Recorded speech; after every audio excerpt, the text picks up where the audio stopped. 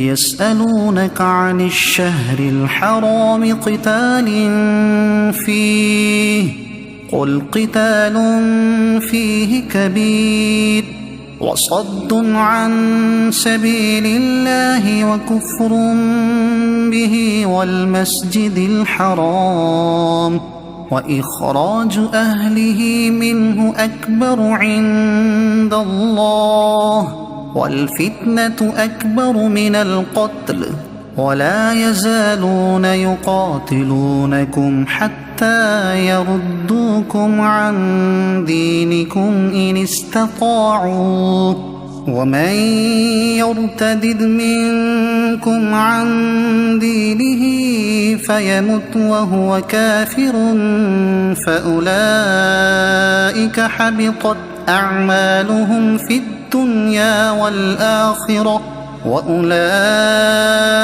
أصحاب النار هم فيها خالدون۔ ترجمہ: آپ سے ماہ حرام میں جہاد کرنے کے بارے میں سوال کرتے ہیں، تم فرماؤ اس مہینے میں لڑنا بڑا گناہ ہے، اور اللہ کی راہ سے روکنا اور اس پر ایمان نہ لانا اور مسجد حرام سے روکنا اور اس کے رہنے والوں کو وہاں سے نکال دینا اللہ کے نزدیک اس سے بھی زیادہ بڑا گناہ ہے، اور فتنہ قتل سے بڑا جرم ہے، اور وہ ہمیشہ تم سے لڑتے رہیں گے یہاں تک کہ اگر ان سے ہو سکے تو تمہیں تمہارے دین سے پھیر دیں، اور تم میں جو کوئی اپنے دین سے مرتد ہو جائے پھر کافر ہی مر جائے تو ان لوگوں کے تمام اعمال دنیا اور آخرت میں برباد ہو گئے اور وہ دوزخ والے ہیں، وہ اس میں ہمیشہ رہیں گے۔ یسألونک عن الشہر الحرام قتال فیہ، آپ سے ماہ حرام میں جہاد کرنے کے بارے میں سوال کرتے ہیں۔ شان نزول: نبی کریم صلی اللہ تعالی علیہ وسلم نے حضرت عبداللہ بن جحش رضی اللہ تعالیٰ عنہ کی سرکردگی میں مجاہدین کی ایک جماعت روانہ فرمائی تھی جس نے مشرکین سے جہاد کیا۔ ان کا خیال تھا کہ لڑائی کا دن جمادی الاخری کا آخری دن ہے، مگر حقیقت میں چاند 29 تاریخ کو ہو گیا تھا اور رجب کی پہلی تاریخ شروع ہو گئی تھی۔ اس پر کفار نے مسلمانوں کو شرم دلائی کہ تم نے ماہ حرام میں جنگ کی۔ حضور اقدس صلی اللہ تعالی علیہ وسلم سے اس کے متعلق سوال ہونے لگے تو اس پر یہ آیت نازل ہوئی کہ ماہ حرام میں لڑائی کرنا اگرچہ بہت بڑی بات ہے، لیکن مشرکوں کا شرک، مسلمانوں کو ایذائیں دینا، نبی کریم علیہ الصلوۃ والسلام کو ستانا، یہاں تک کہ ہجرت پر مجبور کر دینا، لوگوں کو اسلام قبول کرنے سے روکنا، نبی کریم علیہ الصلوۃ والسلام اور مسلمانوں کو مسجد حرام میں نماز پڑھنے سے روکنا، دوران نماز طرح طرح کی ایذائیں دینا، یہ ماہ حرام میں لڑائی سے بہت بڑھ کر ہے۔ لہٰذا پہلے اپنے گریبان میں جھانک کر اپنے کرتوت دیکھ لو، پھر مسلمانوں پر اعتراض کرنا۔ تمہارے افعال مسلمانوں کے فعل سے زیادہ شدید ہیں، کیونکہ کفر و ظلم تو کسی حالت میں جائز نہیں ہوتے، جبکہ لڑائی تو بعض صورتوں میں جائز ہو ہی جاتی ہے۔ نیز مسلمانوں نے جو ماہ حرام میں لڑائی کی تو وہ ان کی غلط فہمی کی وجہ سے تھی کہ چاند کی تاریخ ان پر مشکوک ہو گئی، لیکن کفار کا کفر اور مسلمانوں کو ایذائیں تو کوئی قابل شک فعل نہیں، یہ تو واضح طور پر ظلم و سرکشی تھی۔ یاد رہے کہ حرمت والے مہینوں میں جنگ کی ممانعت کا حکم سورہ توبہ آیت نمبر 5 سے منسوخ ہے۔ آیت یسألونک عن الشہر الحرام سے حاصل ہونے والے نکات: نمبر 1، اس آیت سے معلوم ہوا کہ خود بڑے بڑے عیبوں میں مبتلا ہونا اور دوسروں پر طعن کرنا کافروں کا طریقہ ہے۔ یہ بیماری ہمارے ہاں بھی عام ہے کہ لوگ ساری دنیا کی برائیاں اور غیبتیں بیان کرتے ہیں اور خود اس سے بڑھ کر عیبوں کی گندگی سے آلودہ ہوتے ہیں۔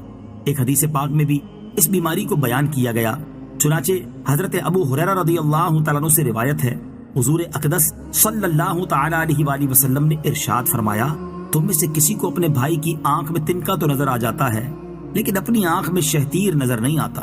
نمبر 2، فتنہ انگیزی قتل سے بڑھ کر جرم ہے۔ بعض لوگوں کو فتنہ و فساد کا شوق ہوتا ہے، آیت میں تو فتنے سے مراد کفر و شرک ہے، لیکن اس سے ہٹ کر بھی فتنہ انگیزی کوئی معمولی جرم نہیں ہے۔ نمبر 3، اس آیت سے صحابہ کرام علیہ رضوان کی شان بھی معلوم ہوئی کہ کفار نے صحابہ کرام پر اعتراض کیا اور اللہ تعالیٰ نے صحابہ کرام رضی اللہ تعالیٰ عنہم کی طرف سے کفار کو جواب دیا، وَلَا يَزَالُونَ يُقَاتِلُونَكُمْ، اور وہ ہمیشہ تم سے لڑتے رہیں گے۔ تفسیر صراط الجنان میں ہے، اس آیت میں خبر دی گئی کہ کفار مسلمانوں سے ہمیشہ عداوت رکھیں گے اور جہاں تک ان سے ممکن ہوگا وہ مسلمانوں کو دین سے منحرف کرنے کی کوشش کرتے رہیں گے۔ چنانچہ آج دنیا میں یہی ہو رہا ہے، کفار کی ہزاروں تنظیمیں مسلم اور غیر مسلم ممالک میں اپنا دین، اپنا کلچر اپنی تہذیب پھیلانے میں مشغول ہیں، جہاں اصل اسلام سے پھیر سکے وہاں اسلام سے پھیرنے کی کوشش کرتی ہیں، جہاں یہ نہ ہو سکے وہاں لوگوں کو قرآن کی من مانی تعویلوں میں لگا دیتی ہیں، حدیثوں کے انکار میں لگا دیتی ہیں، نت نئے فتنوں میں مبتلا کر دیتی ہیں۔ اگر ایمانیات پر حملہ نہ کر سکے تو اخلاقیات تباہ کر کے ایمان کمزور کرنے میں لگی ہوئی ہیں۔ الغرض آیت کی حقانیت واضح ہے کہ کفار تمہیں ہمیشہ دین سے پھیرنے کی کوششوں میں لگے رہیں گے۔ وَمَن يَرْتَدِدْ مِنْكُمْ عَنْ دِينِهِ، اور تم میں جو کوئی اپنے دین سے مرتد ہو جائے، تفسیر صراط الجنان میں ہے، مرتد ہونے سے تمام عمل باطل ہو جاتے ہیں، آخرت میں تو اس طرح کے ان پر کوئی اجر و ثواب نہیں، اور دنیا میں اس طرح کے شریعت حکومت اسلامیہ کو مرتد کے قتل کا حکم دیتی ہے۔ مرد مرتد ہو جائے تو بیوی نکاح سے نکل جاتی ہے۔ مرتد شخص اپنے رشتہ داروں کی وراثت پانے کا مستحق نہیں رہتا۔